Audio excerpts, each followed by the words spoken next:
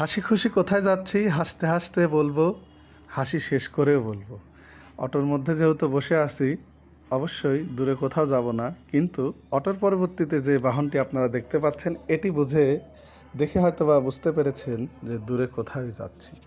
যাচ্ছি একটু দূরে, অফিসের কাজ প্লাস ব্যক্তিগত কাজ। এদিকে দেখুন ওনাকে, উনি নিজের মতো করে নিজেকে ভিডিও করে নিচ্ছেন, কারণ আমি তখন বাসের বাহিরে, বাসটি ছিল ফাঁকা। বাসের জানালা দিয়ে যখন তাকাচ্ছিলাম, নিজের শহরটাকে অপরিচিত মনে হচ্ছিল, কারণ হেঁটে হেঁটে রাস্তা দিয়ে যখন যাই প্রকৃতি একরকম দেখা যায়, বাসের জানালা দিয়ে দেখলে আর এক রকম দেখা যায়। বারবারই আমাকে ভিডিও করা হচ্ছিল এবং বলছিল তোমাকে খুব সুন্দর দেখা যাচ্ছে। আসলেই কি এটা সুন্দর নাকি এমনি বলার জন্য বলছিল? বাস থেকে নেমে মিষ্টির প্যাকেট হাতে নিয়ে উঠবো অটোতে, কিন্তু অটোতে আর ওঠা হলো না। মনে হলো তাৎক্ষণিক ভ্যানে করে যাই, কারণ ভ্যানে করে যদি যাই তাহলে সেটিই ভালো মানাবে, কারণ যাব একটু গ্রামে। গ্রামে যাব এবং ভ্যানে করে যাব না তা কি হয়? ভ্যানের বাতাস খেতে খেতে পা দুলাতে দুলাতে যাব এবং গ্রামের প্রকৃতি দেখতে দেখতে যাব। সঙ্গে মিষ্টি আছে, এতক্ষণে হয়তো বা বুঝেই ফেলেছেন যে যাচ্ছি শ্বশুর বাড়ি, কারণ শ্বশুর বাড়ি মধুর হাঁড়ি মিষ্টি নিয়ে যাচ্ছি, যাতে মধুর হাঁড়ির ব্যাপারটা আর একটু জমে ক্ষীর হয়ে যায়।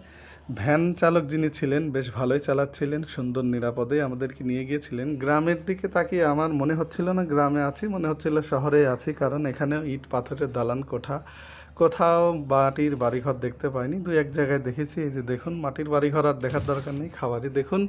শ্বশুর বাড়িতে এসেছি আর কবজি ডুবিয়ে খাবো না সেটি কি হতে পারে?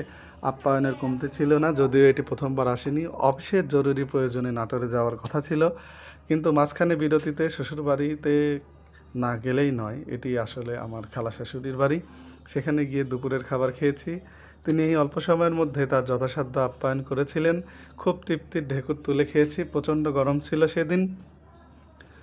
খাবারের বেশ প্রশংসাও আমি করেছিলাম, প্রশংসা শুনে আমার শাশুড়ি বেশ খুশি হয়েছিলেন।